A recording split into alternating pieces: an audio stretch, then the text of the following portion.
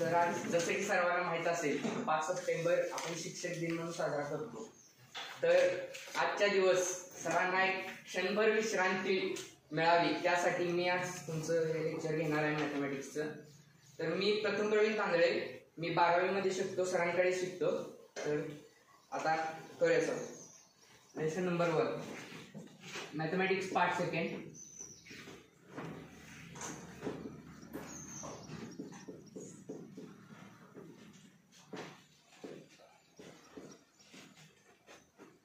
Complex numbers.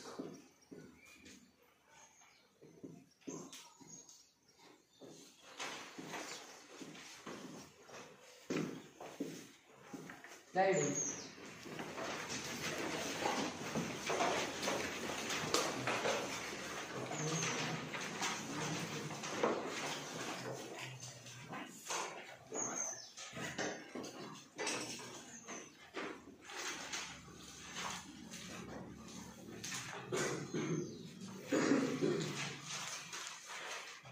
तर complex number म्हणजे काय? कॉम्प्लेक्स नंबर म्हणजे शिकण्यासाठी आधी आपल्याला इमॅजिनरी नंबर्स काय आहेत ते माहिती करून घेतलं पाहिजे आणि त्याच्या पण आधी रिअल नंबर्स आपल्याला माहिती पाहिजे. तर रिअल नंबर्स काय आपल्याला 10वी पर्यंत झालेलेच आहेत, म्हणजे 1, 2, -1, 2/3, √3 हे सगळे रिअल नंबर्स आहेत. हे वाक्य आपल्याला माहित आहे बघा.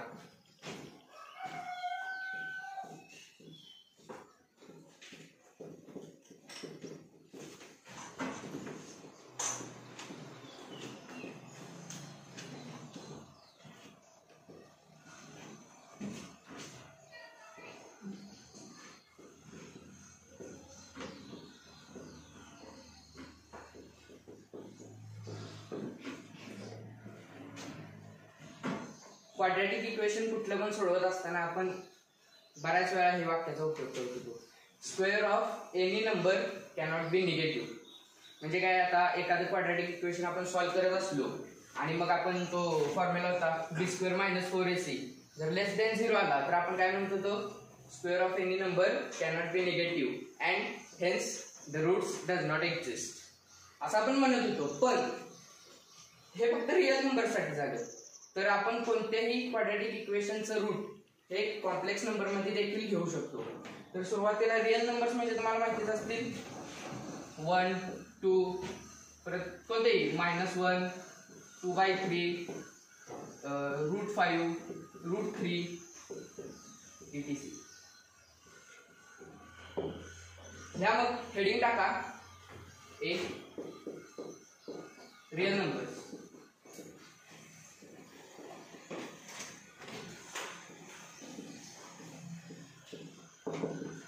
रिअल नंबरची काय डेफिनेशन लिहून द्यायला लागणार नाही, कारण की रिअल नंबर्स माहितीच असते सगळ्यांना. कोणताही नंबर हा रिअलच असतो असं समजायचं. रिअल नंबर्स आणि नंतर हे एक्सक्लेमेटरी मार्क मध्ये लिहा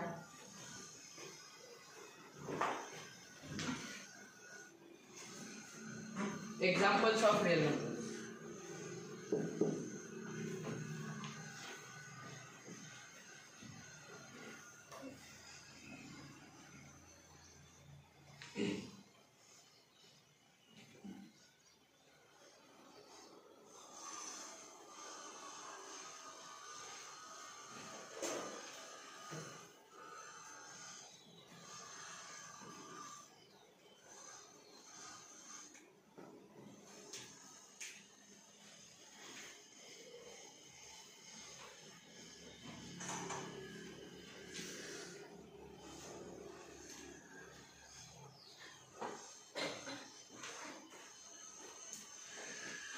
झालं.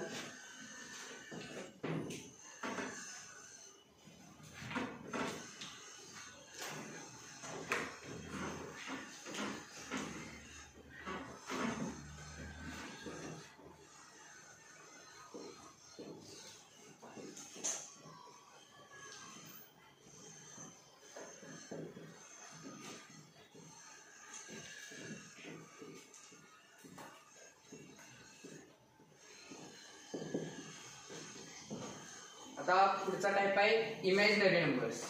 तर इमॅजिनरी नंबर्स म्हणजे काय, रिअल नंबरच्या अपोजिट, जे खरे नसतात, जे खरे असतात पण खरे नसतात असं समजायचं. म्हणजे आता रिअल नंबर्स म्हणून आपण ते वाक्य लिहिलेलं होतं, the square of real number cannot be negative. तर आपण एक नंबर कन्सिडर करूया, स्क्वेअर रूट ऑफ -1 हा नंबर आहे. तर याचा आपण स्क्वेअर केल्यानंतर काय येते बघूया. Squaring we get -1. स्क्वेअर केल्यानंतर हा वरचा रूट निघून जातोय, बरोबर का. मग राहिलं काय -1. पण आपण तर मगाशी वाक्य दिलं होतं की square of any real number cannot be negative. म्हणजे निगेटिव्ह कसं काय आलं, म्हणून ह्याला इमॅजिनरी नंबर म्हणतात. की असे नंबर की ज्याचा स्क्वेअर हा निगेटिव्ह येतो किंवा कॉम्प्लेक्स येतो. आता कॉम्प्लेक्स पुढे होतं मला, पण ज्याचा नंबर हा निगेटिव्ह येतो त्यांना म्हणायचं इमॅजिनरी नंबर्स. तर ह्यासाठी आपण एक सिम्बॉल घेतो, कारण की प्रत्येक वेळी जर हा नंबर आला तर मग सारखं असं स्क्वेअर रूट वगैरे लिहायला लागणार. त्यासाठी आपण एक सिम्बॉल वापरतो, त्यासाठी आय. आणि या आयला आयोटा म्हणतात, आयोटा. कळलं का.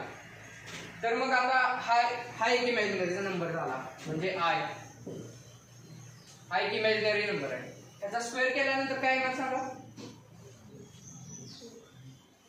स्क्वेअर केल्यानंतर -1, म्हणजे आयचा स्क्वेअर केल्यानंतर -1 येणार, म्हणून ह्याला इमॅजिनरी नंबर म्हणतात. परत ह्या नंबरला कुठल्या पण नंबरनं मल्टिप्लाय किंवा डिवाइड केलं तरी तो पण इमॅजिनरी नंबरच होतो ह्या नंबरला. मग आता मल्टिप्लाय करूया कशाने सांगा. कशाने करूया, 3 न करूया. 3 × I म्हणजे काय 3I. हा पण इमॅजिनरी नंबर आहे. करून बघूया आपण वाटलं. आता 3I is equal to 3 × square root of -1. आता स्क्वेअर केल्यानंतर काय होईल, स्क्वेअरिंग वी गेट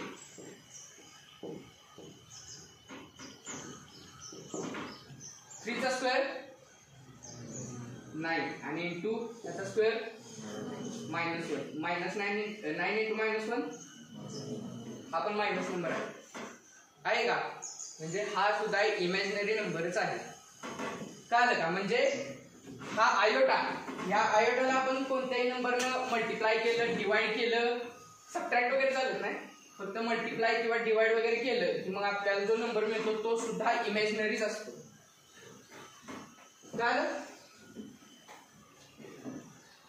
द्या मग imaginary numbers.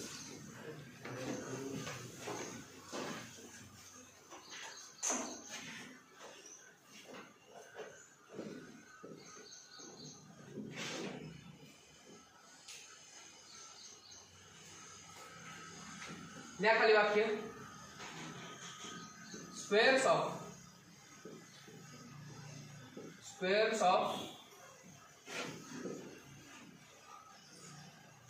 the numbers,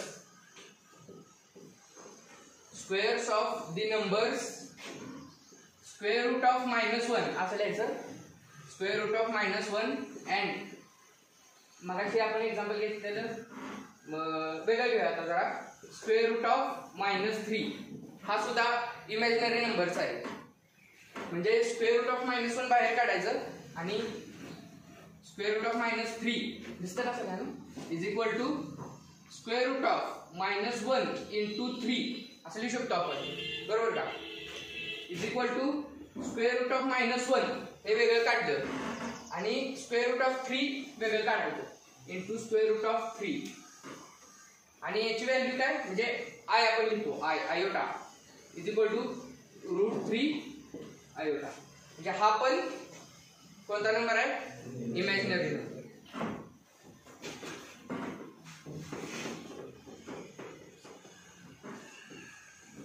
The square of the numbers square root of -1 and square root of 3 is negative.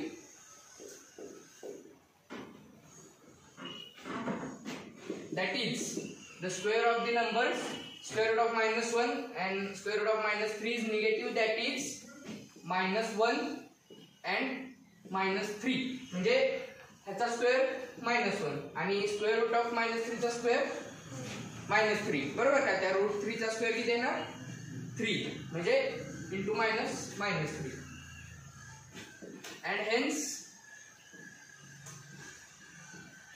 and hence these numbers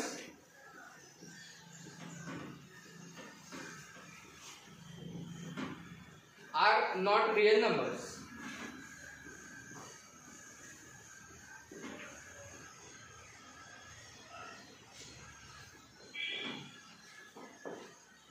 And hence these numbers are not real numbers. म्हणजे कुठले numbers आहेत हे imaginary numbers. Therefore these are imaginary numbers.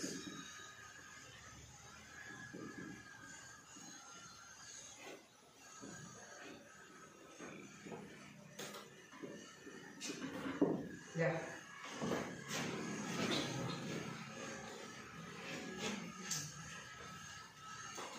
Clear now?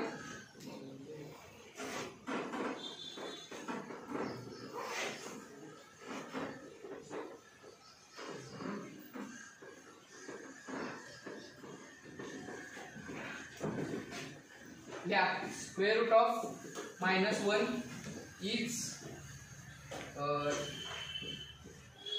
denoted by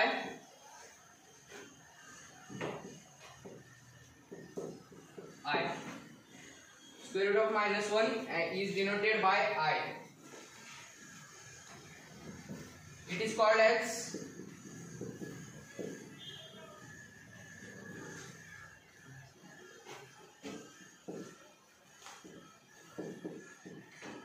iota.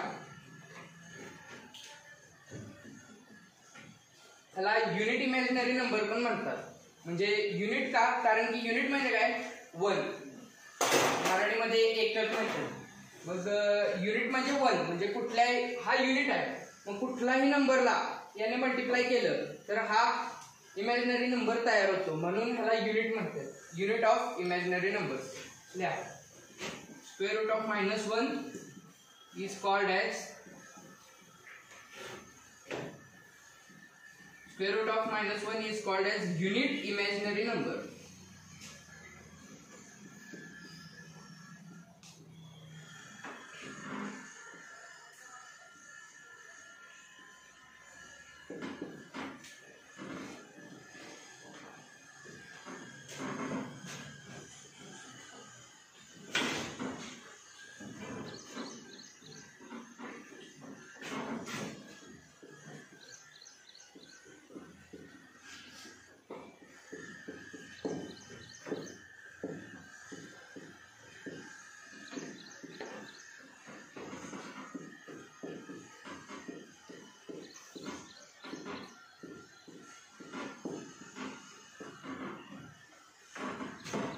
तर आता आपल्या लेसनकडे वळूया complex numbers. आता third type आहे नंबरचा हा कॉम्प्लेक्स नंबर्स. आतापर्यंत तुम्हाला फक्त रिअल नंबर झालेत. इमॅजिनरी नंबर हा कन्सेप्ट पहिल्यांदाच आहे आणि त्याचा उपयोग म्हणजे पुढे बऱ्याच फील्ड मध्ये होतो, म्हणून महत्वाचा आहे. आता थर्ड टाइप सी या complex numbers.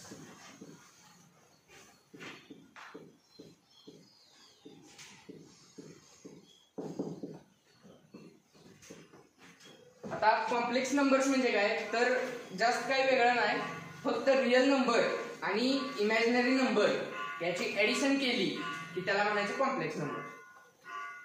For example 1 plus I, हा 1 रिअल नंबर आहे आणि हा आय इमॅजिनरी नंबर आहे. दोघांची ऍडिशन केली तर त्याला म्हणायचं कॉम्प्लेक्स नंबर आणि ते Z ने डिनोट करतो. Z is equal to 1 plus i. कळलं का? म्हणजे ऍडिशन म्हणजे आपण मायनस पण सबट्रॅक्शन करू शकतो. फॉर एक्झाम्पल आता 2 मायनस 3i हा Z म्हणजे कोणताही नंबर घेऊ शकतो. 2 हा कोणता आहे रिअल नंबर आणि -3 ह्याला पूर्ण मायनस धरायचं बरं का. म्हणजे आपण इथं काय केलेलं आहे 2 प्लस -3i असं केलेलं आहे आपण. म्हणजे आय ला -3 न मल्टिप्लाय केलं आणि मग ते 2 मध्ये ऍड केलं, म्हणून हा कॉम्प्लेक्स नंबर झाला. तर हे मायनस मायनस प्लस मायनस होते, म्हणून इथं मायनस, मग 2 - 3i. कारण हा रिअल नंबर आहे, हा कोणता आहे इमॅजिनरी नंबर. मग आपण त्याला z ने डिनोट करतो आणि त्याच्यामुळे z इज इक्वल टू, आता हाच घेऊया 2 - 3i. तर ह्याला म्हणायचं real part of z.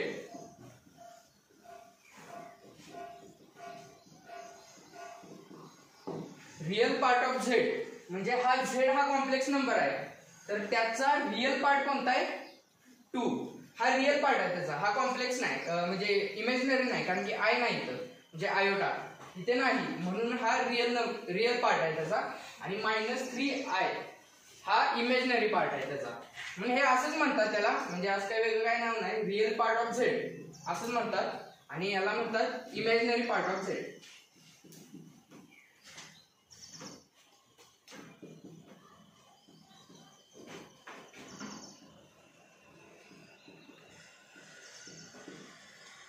z काय आहे, z काय आहे कॉम्प्लेक्स नंबर, हा रिअल पार्ट ऑफ z, हा imaginary part of z.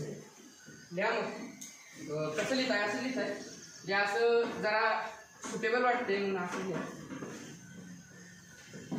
In general आपण कॉम्प्लेक्स नंबर a आणि b ने डिनोट करतो, म्हणजे z is equal to a plus i B.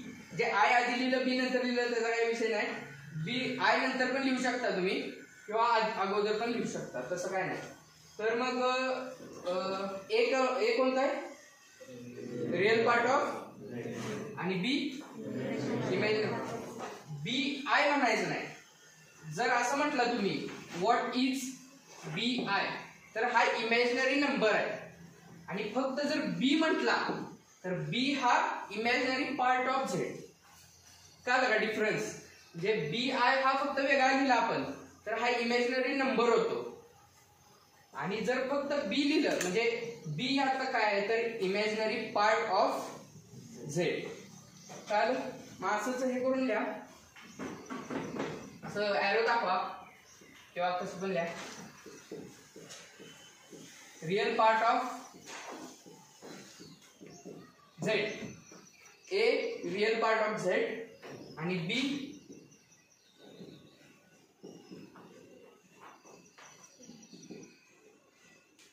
Imaginary part of Z. काय बघा अजून एकदा बघा, झेड म्हणजे कॉम्प्लेक्स नंबर, आय ए म्हणजे रिअल पार्ट ऑफ झेड आणि बी म्हणजे imaginary part of Z.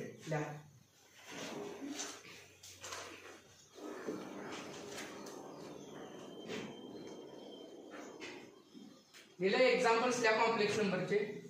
Example कोणतेही लिहू शकता, कोणताही नंबर घ्या. तर 2 - 3i, परत -2/3 प्लस √3i असं लिहू शकता.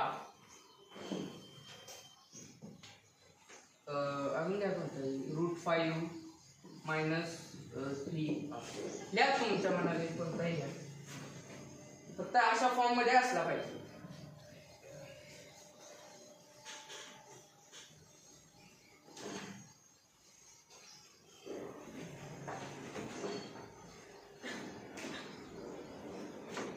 झालं.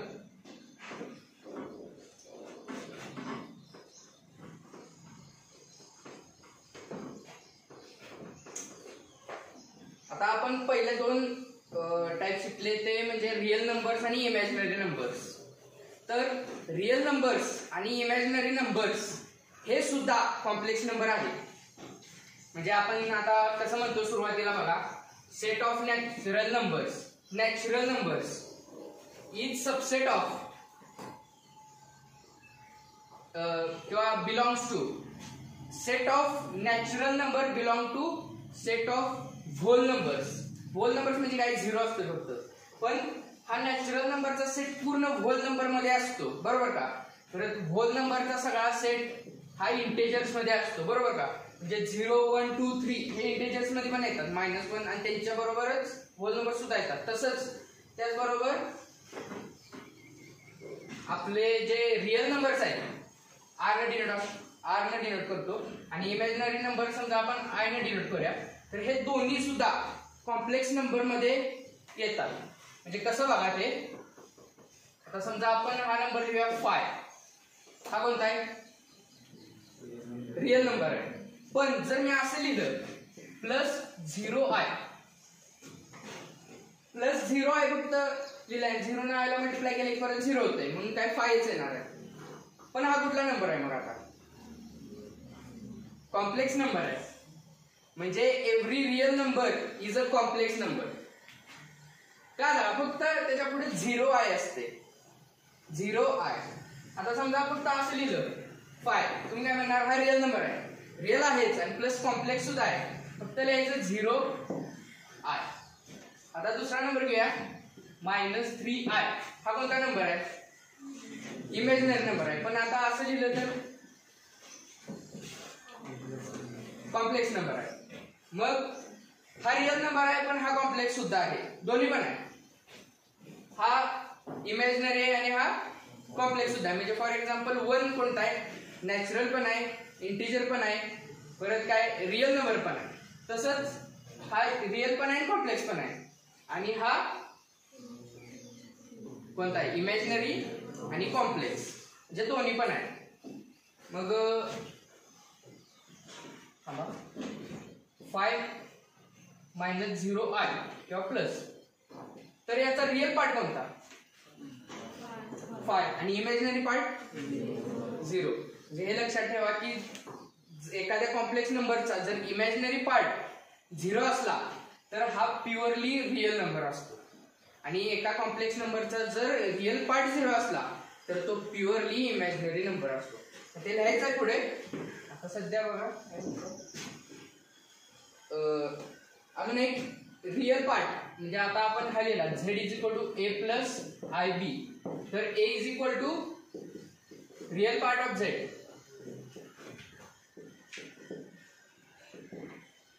आणि ह्याला डिनोट आपण कसं करतो re ऑफ z किंवा r ऑफ z. जे लिहिण्यासाठी सोपं व्हावं म्हणून re ऑफ z किंवा r ऑफ z म्हणतो. एवढं लिहिण्यापेक्षा लिहा हे पण b = imaginary part of z.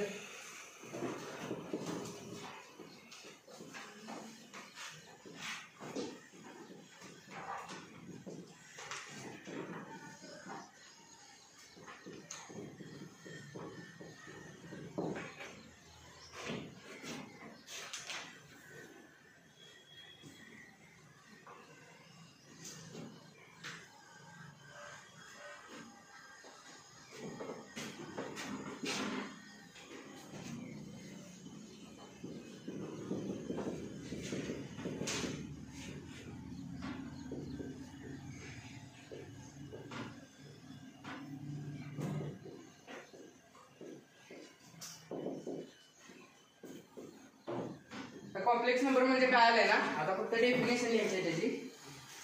हे जे लिहून झालं का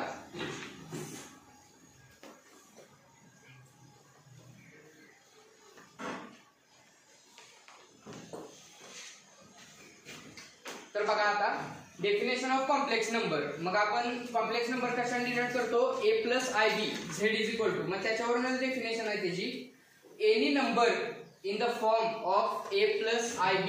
लिहा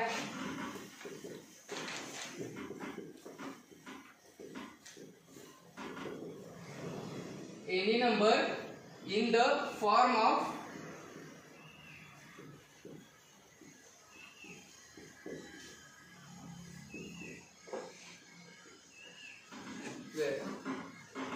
any number in the form of a + ib where a, b belongs to r. म्हणजे आता इथं आपण कोणता नंबर लिहिणार आहे a च्या जागी रिअल नंबर लिहिणार आहे. हा b काय आहे इमॅजिनरी पार्ट ऑफ z आहे पण तो सुद्धा एक रिअल नंबर आहे. म्हणजे आता 5 - 5i हा फक्त 5 बघा हा रिअल नंबर आहे 5 ओनली 5 आणि फक्त हा 5 असा बाजूला काढून बघितलं की 5 हा पण रिअलच नंबर आहे ना. फक्त आपण त्याला आय ने मल्टिप्लाय केले, बरोबर का? म्हणजे जर बी आणि आय एकत्र घेतले तर ते इमॅजिनरी नंबर होतात आणि बी फक्त वेगळा घेतला तर तो कोणता आहे? रिअल नंबर आहे. म्हणजे रिअलला फक्त आपण आय न म्हणजे युनिट ऑफ इमॅजिनरी नंबर न मल्टिप्लाय केले की तो इमॅजिनरी होतो आणि हा काय रिअलच आहे, हा माहिती आहे. म्हणून where a comma b belongs to R जे बिलॉंग्स टू रिअल नंबर्स. आता समजा आता a comma b belongs to real number नसलं तर मग आपलं काय होणार बघा, z is equal to a plus i b आणि बीच्या जागी जर रिअल नंबर नाही लिहिला आपण आणि इमॅजिनरीच लिहिला तर हा कॉम्प्लेक्स होणारच नाही. मग हा वेगळाच होता, इमॅजिनरी असं कुठला तरी नंबर होईल. म्हणून फक्त आपण इथं रिअल नंबर लिहितो, इथं रिअल आणि आयला मल्टिप्लाय करतो. Any number in the form of a plus ib where a comma b belongs to r and I is equal to square root of -1. हे काय माहिती आहे? I म्हणजे काय? Square root of -1 is called as a complex number.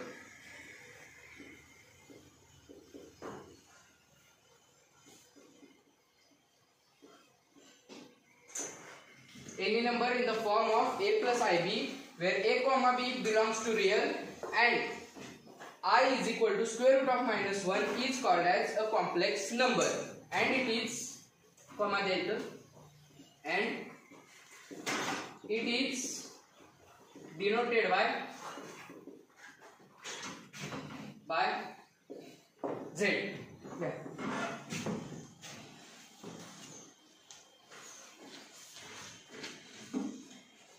चला काय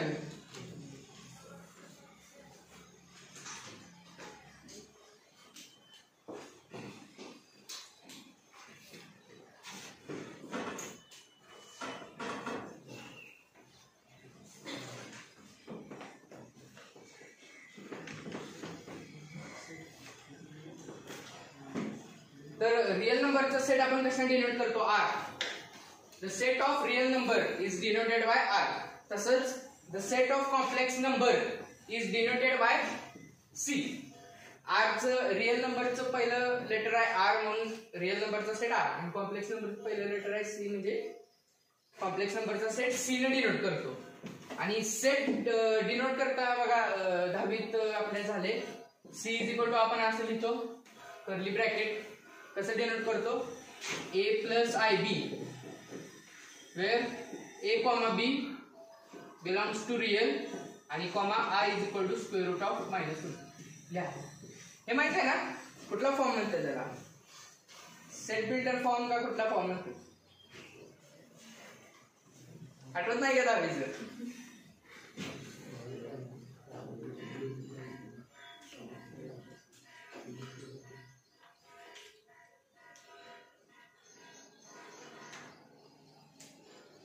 म्हणजे ती डेफिनेशन आहे तीच फक्त आपण सिम्बॉल मध्ये लिहिलेली.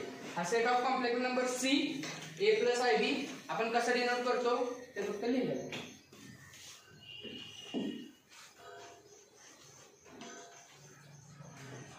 झालं का?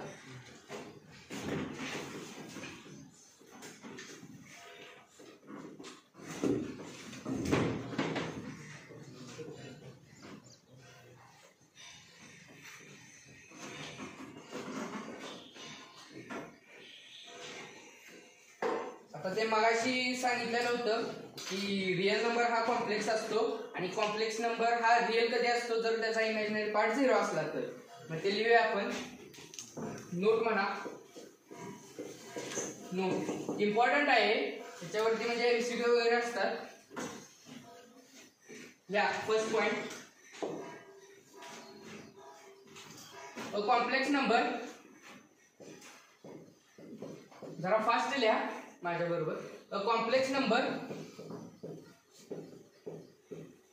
whose imaginary part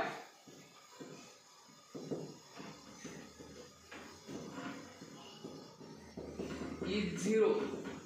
A complex number whose imaginary part is 0 is called as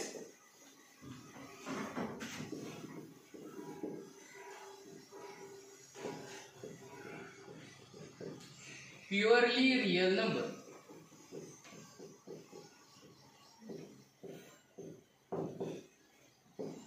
काय झालं बघा, a complex number whose imaginary part is 0 is called as purely real number. म्हणजे आता 5 - 0i हा इमॅजिनरी पार्ट किती आहे, 0, आणि मग काय त्याला व्हॅल्यूच नाही, म्हणून आपण फक्त 5 लिहू शकतोय. मग 5 कोणता आहे, real number, purely real number. कळलं बघा. आता सांगा पुढचं काय लिहायचं असेल, त्याच्यासारखंच आहे. कॉम्प्लेक्स नंबर, आता फक्त आपण प्युअरली रियल लिहिला, आता फक्त प्युअरली इमॅजिनरी लिहिणार. मग प्युअरली इमॅजिनरी असण्यासाठी काय कंडिशन आहे, रियल पार्ट 0 असतो, बरोबर आहे. Complex number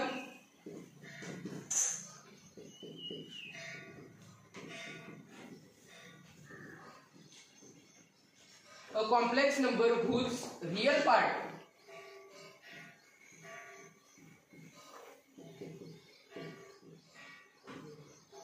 is 0. A complex number whose real part is 0 is called as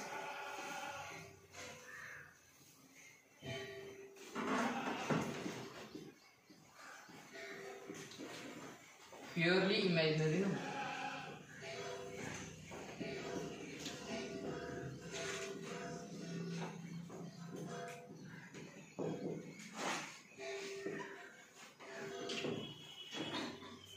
झालं. आता थर्ड केस आहे बघा, काय जर दोन्ही पार्ट 0 असतील, म्हणजे आता z is equal to a plus ib आहे आणि a पण 0 b पण 0, मग काय येणार, z is equal to 0 plus 0i.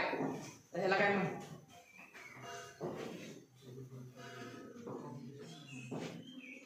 ह्याला म्हणतात zero complex number.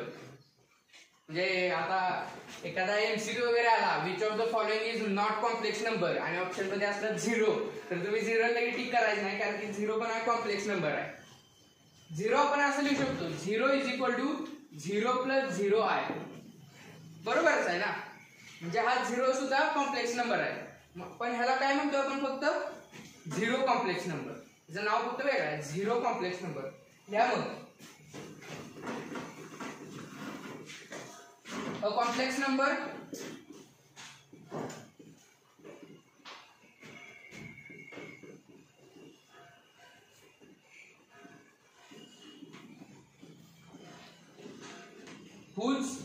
complex number whose both real and imaginary parts are 0.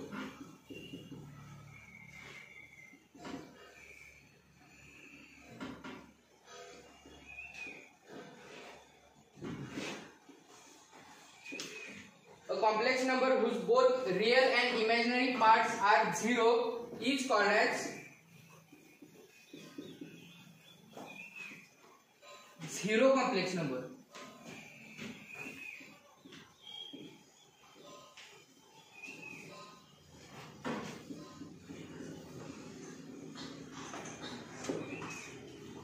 Yeah.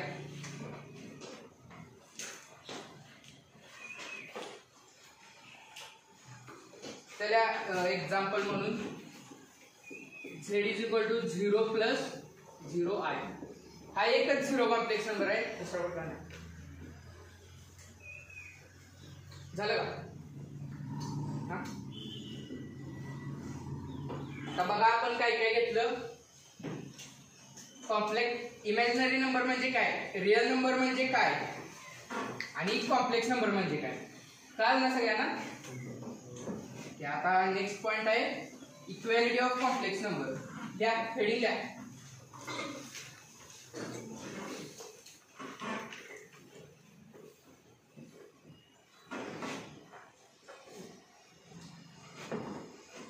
Equality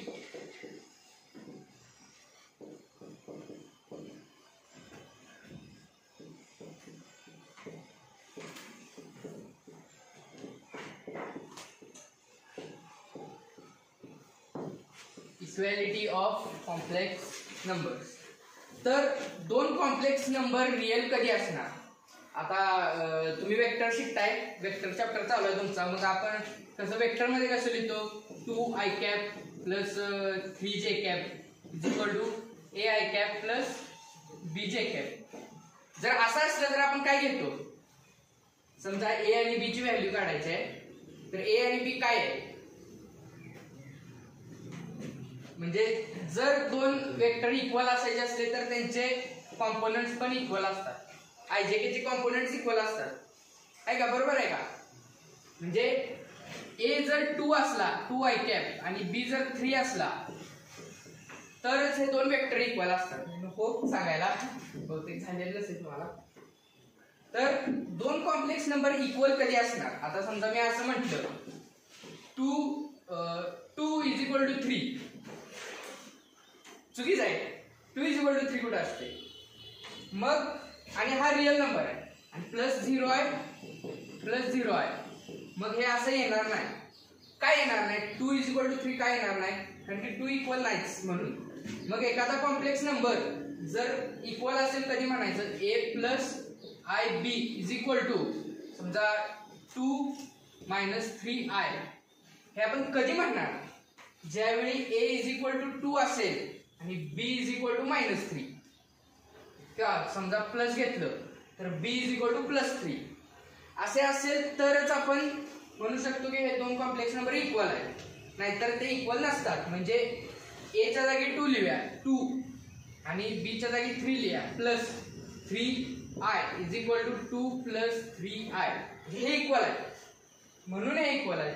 जर a 2 असेल आणि b हा 3 असेल म्हणजे हे दोन्ही इक्वल असतील, त्यांचे रिअल पार्ट आणि रिअल पार्ट इक्वल असेल आणि इमॅजिनरी पार्ट आणि इमॅजिनरी पार्ट हे जर इक्वल असतील तर आणि तरच if and only if complex number equal असतात, नाहीतर इक्वल नसतात. नाहीतर मग आपण असं पण म्हणलं असतं 4 plus 3i is equal to 2 minus 3i. हे चुकीचं आहे, कारण की रिअल पार्ट आणि रिअल पार्ट हे इक्वलच पाहिजेत आणि इमॅजिनरी पार्ट मायनस सुद्धा चालणार नाही, प्लस आणि प्लसच पाहिजे. आणि 3 आहेच, पण इथं 4 आणि 2 म्हणजे रिअल पार्ट आणि रिअल पार्ट जर इक्वल असतील आणि इमॅजिनरी पार्ट आणि इमॅजिनरी पार्ट दोन्ही कॉम्प्लेक्स नंबरचे जर इक्वल असतील तरच फक्त ते दोन कॉम्प्लेक्स नंबर इक्वल असतात. कळलं ना, ही सोपी कन्सेप्ट आहे, असं काय अवघड नाही काय जास्त. एक्झाम्पल समजलं सोडवलं जरा कळेल, जास्त एक्स्ट्रा कळेल. या मग ते डेफिनेशन. आता आपण डेफिनेशन करताना इन जनरलच लिहितो, म्हणजे a plus i b is equal to c plus i d, जे ह्याला पण आपण लेटर्स घेतले. तर हे आपण इक्वल कधी म्हणणार, ज्यावेळी त्याचे रिअल पार्ट इक्वल असतील, म्हणजे a equal to c and b equal to d. म्हणजे कॉम्प्लेक्स नंबर इक्वल असले तर असं असणार, त्याचे रिअल पार्ट इक्वल असणार, इमॅजिनरी पार्ट इक्वल असणार. आणि जर त्यांचे इमॅजिनरी पार्ट आणि रिअल पार्ट इक्वल दिले असले तर कॉम्प्लेक्स नंबर इक्वल असणार. म्हणजे एक्झाम्पल मध्ये कधी असं दिलेलं असतं, मग ते इक्वेशन असतं असं एक्स वायच्या टर्म मध्ये, मग ते आपल्याला फाइंड करायचं असतं. त्यावेळी आपल्याला काय घ्यायला लागतं, a is equal to c आणि b is equal to d, हे असं सॉल्व्ह करूनच आपल्याला आन्सर मिळतं. मग काय लक्षात ठेवायचं, जर कॉम्प्लेक्स नंबर इक्वल दिले असले, इथं इक्वल साइन असलं तर पहिला बी विचार करता डायरेक्ट काय म्हणायचं, रिअल पार्ट इज इक्वल, म्हणजे a is equal to c आणि imaginary parts are equal, b is equal to d. Definition, two complex numbers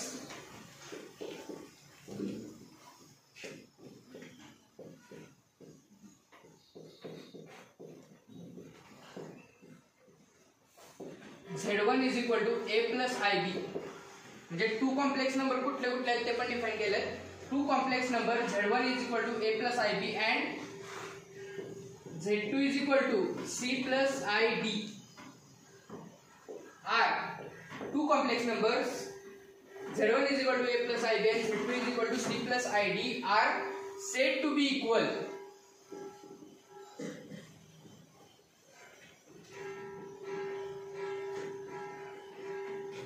if and only if चालते. if and only if लिहिलं तरी चालते. या if and only if च लिहा, तेच करेक्ट आहे जास्त. are said to be equal if and only if their corresponding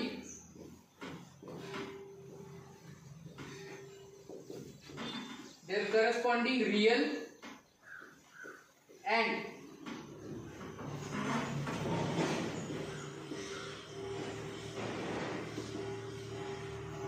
imaginary parts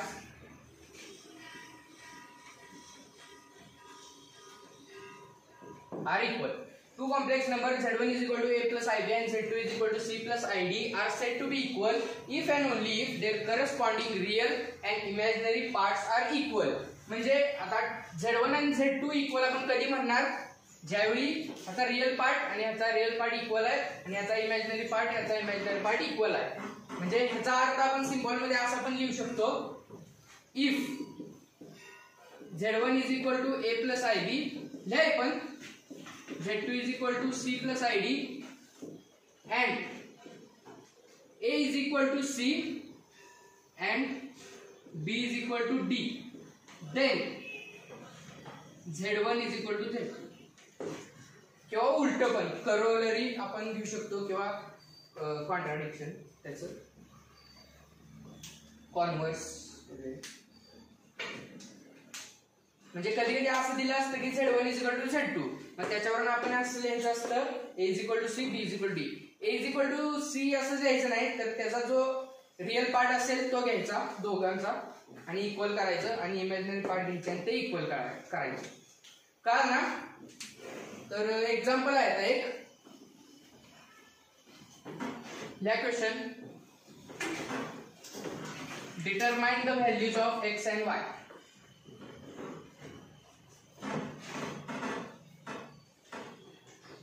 किंवा डिटरमाइनचं स्पेलिंग येत नसलं तर find the values of x and y असं पण लिहू शकता.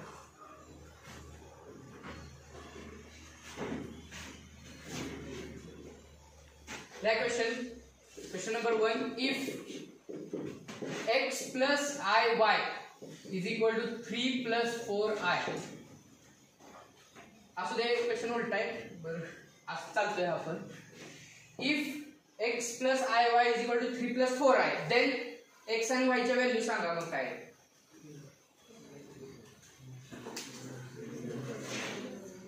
आता हे दोन कॉम्प्लेक्स नंबर आहेत आणि ते इक्वल आहेत, म्हणजे त्यांचे रियल पार्ट्स आणि इमॅजिनरी पार्ट्स इक्वल असणार. म्हणजे आपण असं काय लिहू शकतो, रियल पार्ट ह्याचा किती x आणि ह्याचा रियल पार्ट किती इज इक्वल टू 3, ह्याचा इमॅजिनरी पार्ट किती इज इक्वल टू 4. म्हणजे आलं direct answer, x is equal to 3 आणि y इज इक्वल टू 4. असं पूर्ण सॉल्व्ह करू शकतो आपण. म्हणजे आधी लिहायचं रियल पार्ट, ह्याला z1 म्हणायचं, ह्याला z2 म्हणायचं. Real part of z1 is equal to real part of z2. पण काय गरज नाही, याची खूप मोठे एक्झाम्पल होते, 1 मार्काला विचारते जास्तीत जास्त, एवढं मोठं सोडवायची काय गरज नाही. डायरेक्ट म्हणायचं रियल पार्ट्स आणि imaginary parts are equal, therefore x is equal to 3, y is equal to 4.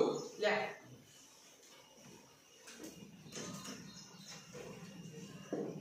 Next example बघा,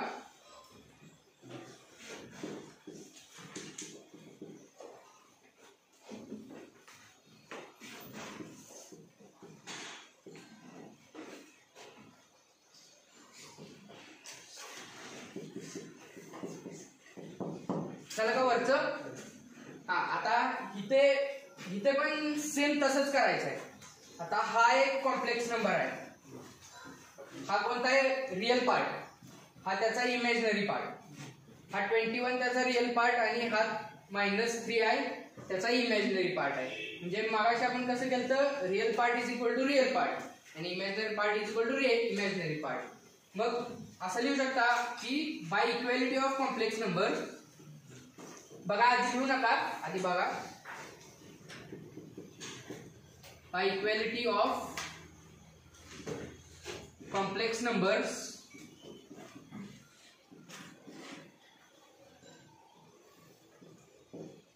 काय लिहू शकतो, real part is equal to real part. 7a is equal to 21 and काय 3a minus b. हा फक्त 3a घ्यायचा नाही तर हा होल ब्रॅकेट, कारण की i ने मल्टिप्लाय कशाला केले होल ब्रॅकेटला, म्हणजे हा पूर्ण इमॅजिनरी पार्ट आहे त्याचा. कळलं का.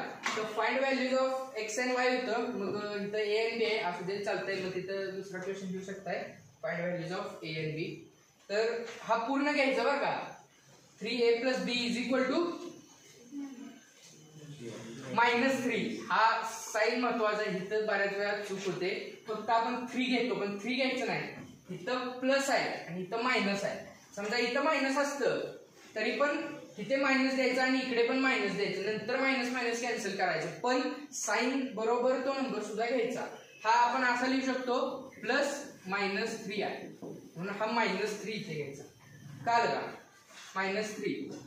आता सॉल्व्ह करा. हे काय येते तुम्हाला. 7a = 24 and 3a - b = -3.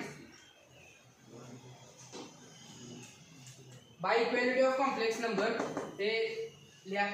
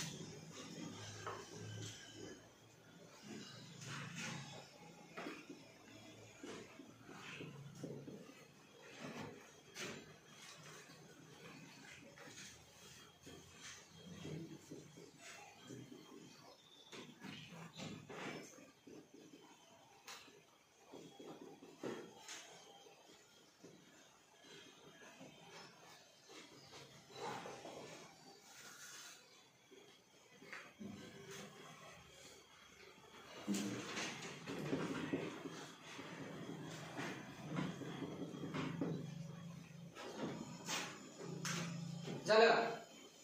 ए आणि बी च्या व्हॅल्यू काढल्या का?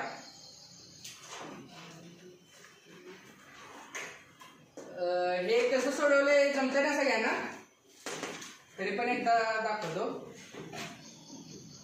हे लिनियर इक्वेशन्स इन 2 व्हेरिएबल्सच आहे.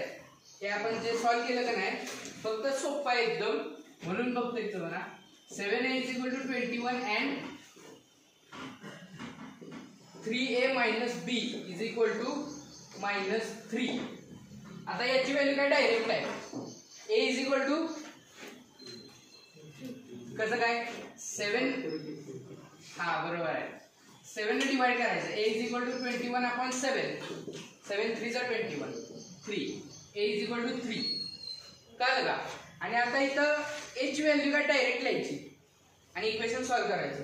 a ची व्हॅल्यू लिहा 3 × 3. a ची व्हॅल्यू लिहिली फक्त बाकी काय केलं नाही. -b = -3. 3 3 = 9. -b = -3. आता -b इकडे गेल्यावर काय होणार +b आणि -3 इकडे गेल्यावर इकडे आल्यावर काय होणार +3 म्हणजे 9 + 3 = b. मग किती 9 + 3 12. मग b = 12. असं सॉल्व्ह केले का सगळ्यांनी? आता नेक्स्ट पॉइंट आहे तो जास्त महत्वाचा आहे पूर्ण लेसन मधला. हे काय सोपं आहे वापरा येते लगेच कुठे पण. Next point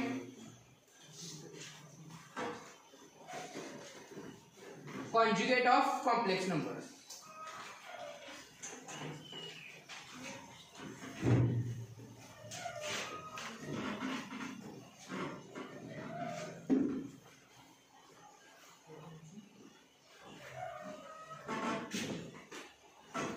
The heading conjugate of complex numbers.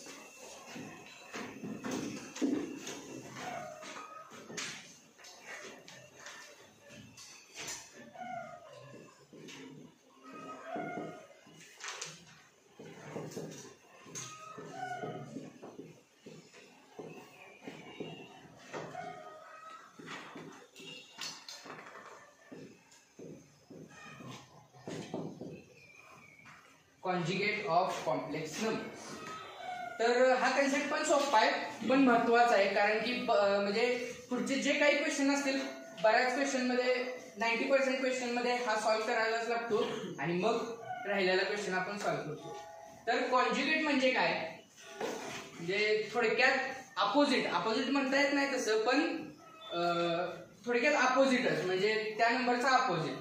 आता for example z is equal to 2 plus 3i हा, आणि समजा मी दुसरा लिहिला z बार, आपण कॉन्जुगेटला बार न डिनोट करतो, z बार म्हणजे z चा conjugate z bar is equal to 2 minus 3i. काय केलं सांगा? फक्त साइन चेंज केला, आणि ते पण कुठलं साइन? इमॅजिनरी पार्टचं साइन चेंज केलं. म्हणजे आता हा 2 प्लस 3i हा कोणता आहे? Imaginary part. मग त्याचं फक्त साइन चेंज करायचं, फक्त साइन, बाकी काय नाही. समजा इथं आता दुसरा घेऊया, z1 is equal to 3 minus 2i. आता z1 बार किती असणार? प्लस, बरोबर आहे, म्हणजे 3 प्लस 2i. मायनस असलं तर प्लस करायचं आणि प्लस असलं तर मायनस करायचं. पण कशाचं करायचं? फक्त इमॅजिनरी पार्टचं करायचं. कळलं का? हा रिअल पार्ट आहे, रिअल पार्टला हात पण लावायचा, म्हणजे फक्त आहे असं ठेवायचा आणि इमॅजिनरी पार्टचा फक्त साइन चेंज करायचं. प्लस असेल तर मायनस करायचं आणि मायनस असेल तर प्लस करायचं. आणि जर तसं केल्यानंतर ह्या नंबरला, ह्या ओरिजिनल नंबरचा काय म्हणतात? कॉन्जुगेट म्हणतात, कॉन्जुगेट. आणि त्याला आपण z बार ने डिनोट करतो. सोपं आहे का नाही कन्सेप्ट? फक्त इमॅजिनरी पार्टचं साइन चेंज करायचं. प्लस असेल तर मायनस करायचं आणि मायनस असेल तर प्लस करायचं. द्या मग.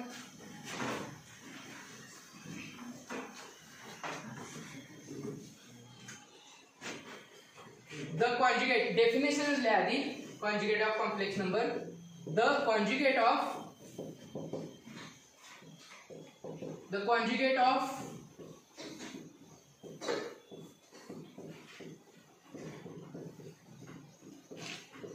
the conjugate of complex number z is equal to a plus ib is the conjugate of complex number z is equal to a plus ib is defined as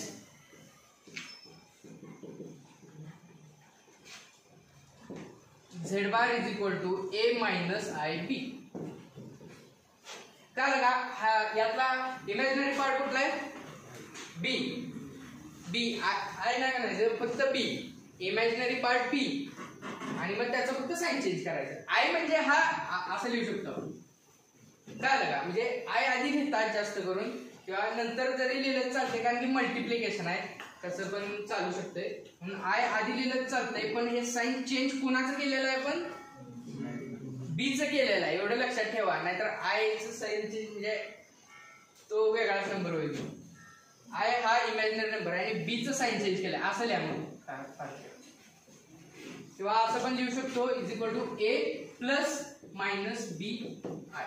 म्हणजे कळतंय की इमॅजिनरी नंबरचा आपण साइन चेंज केलंय. इकडे plus आहे आणि minus केलंय आपण.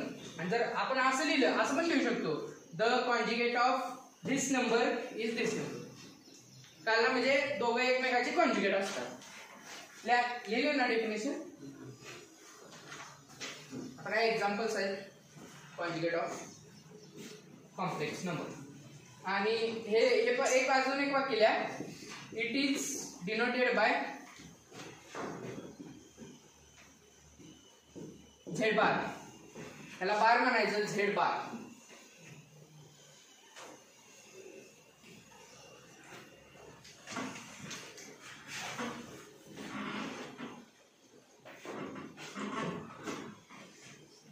क्वेश्चन लिहा. Find conjugate of given complex number.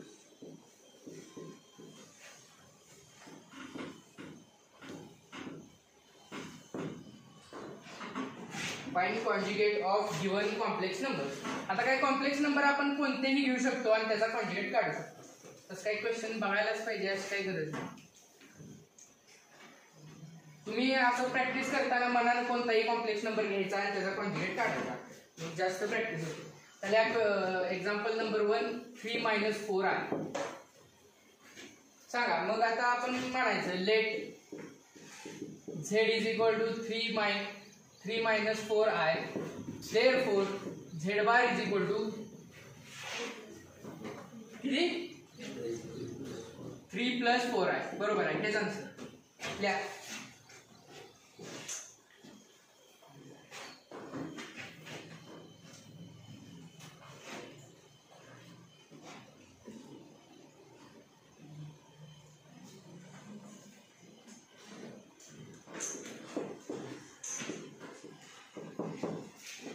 हा सोडवा आता. हे रिअल पार्ट आहे असा ठेवायचा, काही का असणार तो, म्हणजे मायनस असला तरी चालतोय प्लस असला तरी चालतोय, फक्त इमॅजिनरी पार्टचा साइन चेंज करायचा.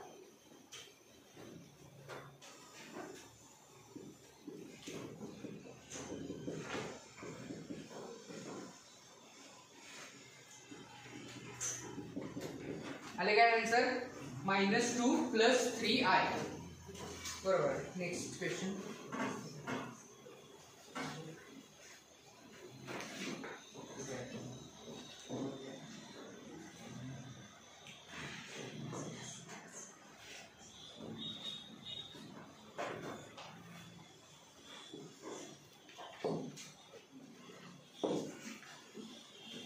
आता बघा ह्यातला रिअल पार्ट कोणता आणि इमॅजिनरी पार्ट कोणता.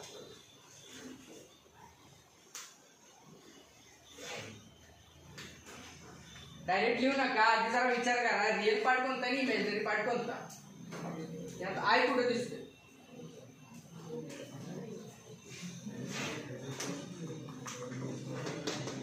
कुठे आय कुठे आहे. बरोबर आहे. म्हणजे मगाशी आपण कसं सांगितलेलं स्क्वेअर रूट ऑफ -3 आपण हे एक्झाम्पल घेतलेलं, तर आपण हे कसं लिहू शकतो is equal to square root of -1 × 3 असं लिहू शकतो नाही.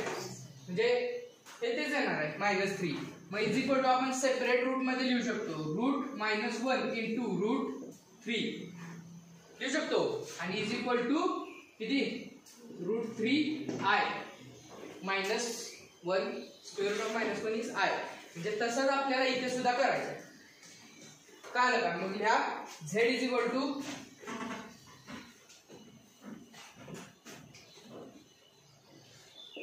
Late z is equal to 3 - square root of -4 is equal to आधी बघा जरा आणि मग लिहा 3 - स्क्वेअर रूट ऑफ -4 कसं लिहू शकतो -1 × 4. बरोबर का. Is equal to 3 - square root of -1 × square root of 4. So वेगवेगळे लिहू शकतो आपण स्क्वेअर रूट मध्ये. Is equal to 3 - square root of -1 ला काय म्हणतो आपण i × स्क्वेअर रूट ऑफ 4 किती square root of 4 2 is equal to 3 - 2i. काय ना मग आपल्याला हा कॉम्प्लेक्स नंबरचं कन्व्हर्जन ह्या फॉर्म मध्ये आधी करावं लागेल आणि त्याच्यानंतर मग आपण आता कॉन्जुगेट करणार. Therefore z is equal to आणि नाव z bar is equal to आता हे काय आले तुम्हाला. आता कशात साइन चेंज करायचं, फक्त साइन चेंज करायचं कशाचं 3 + 2i. फक्त इमॅजिनरी पार्टचं साइन चेंज करायचं, प्लस असेल तर मायनस करायचं किंवा मायनस असेल तर मग प्लस करायचं.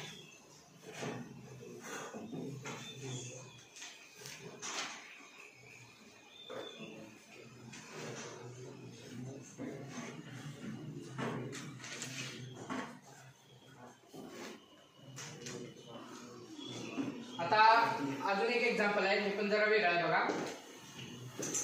5 लिहा जरा कॉन्जुगेट.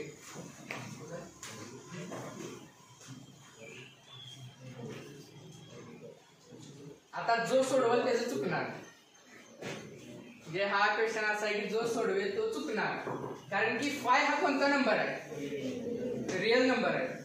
मग त्याच्या पुढे आपण लिहू शकतो असं +0i आणि याचा साइन चेंज केल्यानंतर किती येणार मायनस, म्हणजे तोच राहिला. जे complex conjugate of any real number is also the same number or the real number. म्हणजे आपण ह्याला घ्या, let z is equal to 5. Imaginary नंबरचं साइन चेंज करा, z bar is equal to 5 येणार, कारण की इमॅजिनरी नंबर नाही तिथं, म्हणजे 0 आहे आणि 0 ला प्लस पण साइन नसते मायनस पण नसते, म्हणजे काही जरी लिहिलं तरी सेम तीच व्हॅल्यू असणार. म्हणून z bar is equal to also 5. नंतर प्रॉपर्टीज आहेत कॉन्जुगेट, त्याच्यामध्ये आणखी जास्त कळेल की आता इथे बघा RHS इज इक्वल, म्हणजे आपण काय लिहू शकतो, z is equal to z bar, बरोबर का. म्हणजे complex number and its conjugate both are equal, आणि जर असा असेल तर तो नंबर प्युअरली रिअल असतो. तो नंतर आहे पुढे, हे लिहिलं का. आता हा द्या,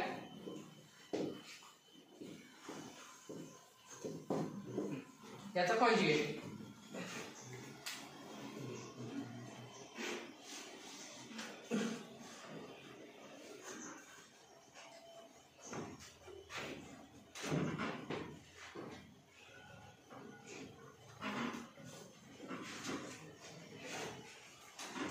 सांगा, काय आन्सर आहे त्याचं. काय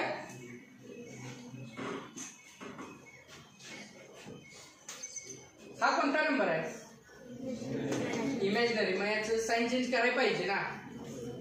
कॉन्जुगेट मध्ये आपण काय करतो, इमॅजिनरी पार्टचं साइन चेंज करतो आणि इमॅजिनरी पार्ट प्रेझेंट आहे म्हणजे त्याचं साइन चेंज करायचं. Let z is equal to minus √3i, therefore z bar is equal to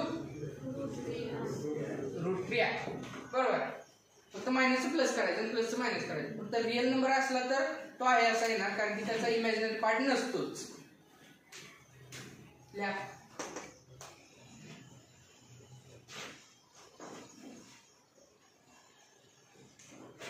झालं का. आता कॉन्जुगेट वरचाच आहे next point, properties of conjugate. लिहा next point,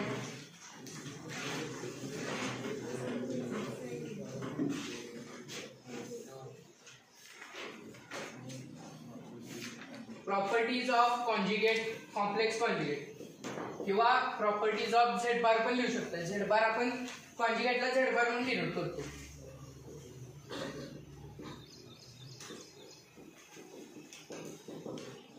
properties of z बार.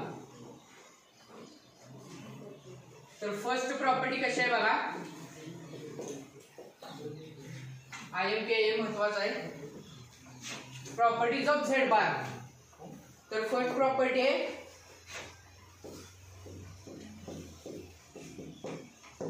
कसं वाचणार आहे,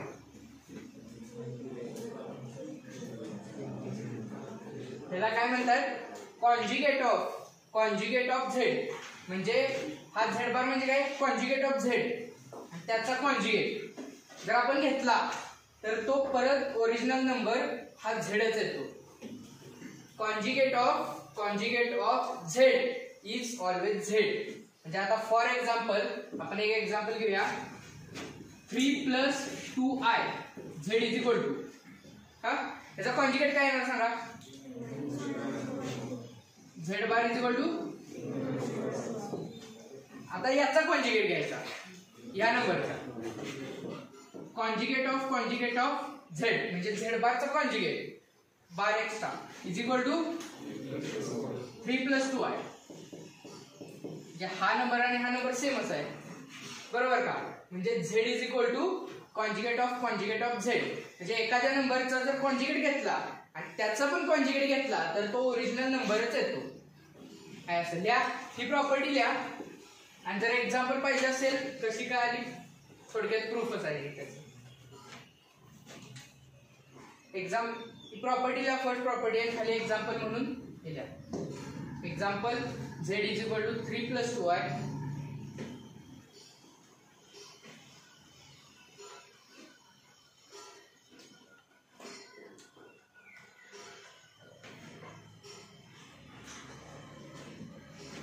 झालं का. Next property second,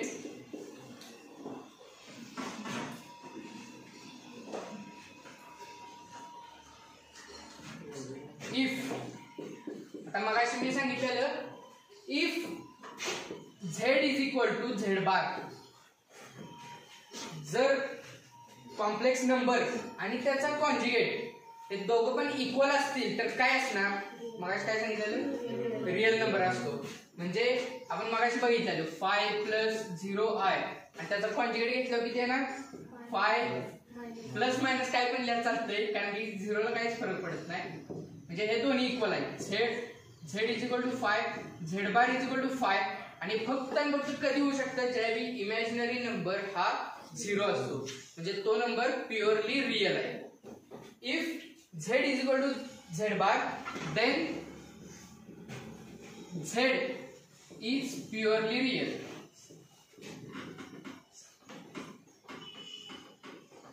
Yeah, if z is equal to z bar then z is purely real. म्हणजे जर z बार असेल तर हा प्युअरली रिअल नंबर असतो आणि जर प्युअरली रिअल नसेल तर हे होऊ शकत नाही, असं कधीच नाही होणार. आपल्या एक्झाम्पल म्हणून हे लिहू शकता तुम्ही, example is equal to 5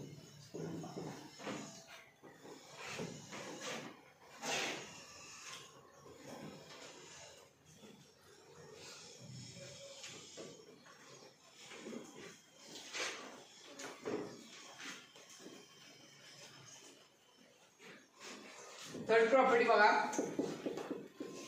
if, आता याच्या अपोजिट असणार, जर कॉम्प्लेक्स नंबर प्युअरली इमॅजिनरी असेल तर काय असणार बघा, if z is equal to minus z बार,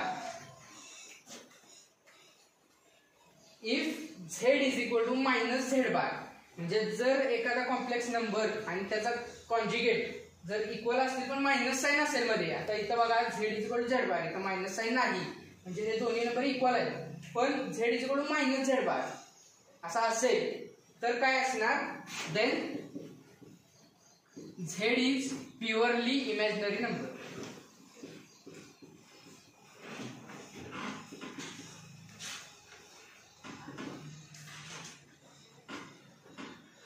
हे कसं सांगतो बघा, आधी लिहून घ्या.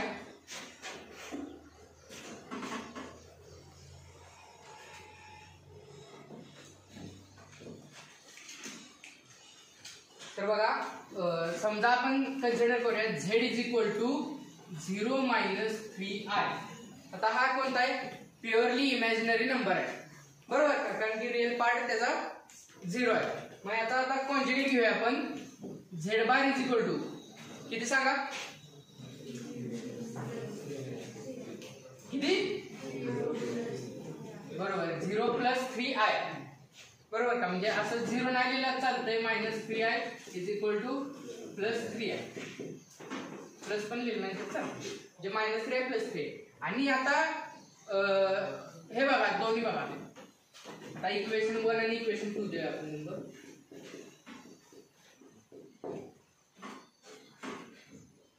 थ्री आय ची व्हॅल्यू आपण झेड बार लिहू शकतो, z bar is equal to 3i, put in equation 1, मग काय येणार, z is equal to minus 3i is equal to minus 3i ची व्हॅल्यू किती लिहिणार आपण, z बार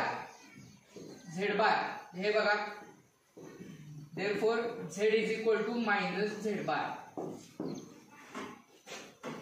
काय लगा, म्हणजे समजा आपण एक प्युअरली इमॅजिनरी नंबर घेतला आणि त्याचा कॉन्जुगेट घेतला तर ते दोघं इक्वल असतात पण मायनस साइन असते, त्याचा निगेटिव्ह हा इक्वल असतो. कारण की बघा एकदा आपण प्लस तर मायनस केलं तर तिथं परत नंतर मायनस साइन दिल्यानंतर तोच नंबर येतो. बघा आता इन जनरल सांगतो कसं आहे,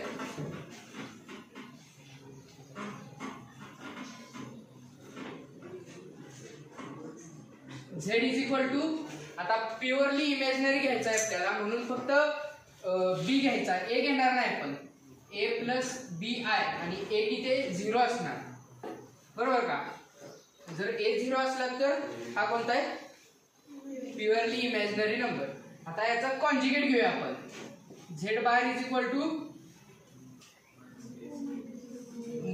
हा 0 मायनस पी आय किंवा फक्त मायनस पी आय हा. आणि आता बी आयच्या जागी हे आपण लिहू शकतो b i is equal to Z.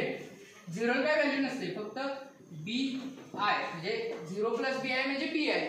आणि बी आय ला आपण काय लिहू शकतो, झेड लिहू शकतो. मग इथं फक्त झेड लिहा is equal to minus b i ची व्हॅल्यू झेड. म्हणजे असं पण लिहू शकतो z bar is equal to minus z और z is equal to minus z bar. आणि जर अशी केस पुढे दिसली तर फक्त म्हणायचं the complex number is purely imaginary number. का प्युअरली इमॅजिनरी, त्याचा रिअल पार्ट हा 0 आहे असे असेल तर. आणि जर फक्त z is equal to z बार असेल तर काय म्हणायचं, प्युअरली रिअल नंबर. हे प्रॅक्टिस केल्याने तुम्हाला कळेल, एक्स्ट्रा जास्त कळेल. आता टायमिंग झालेला आहे, मग पास करूया. नंतर मग कधी वेळ मिळाला तरी घेऊया. ठीक आहे.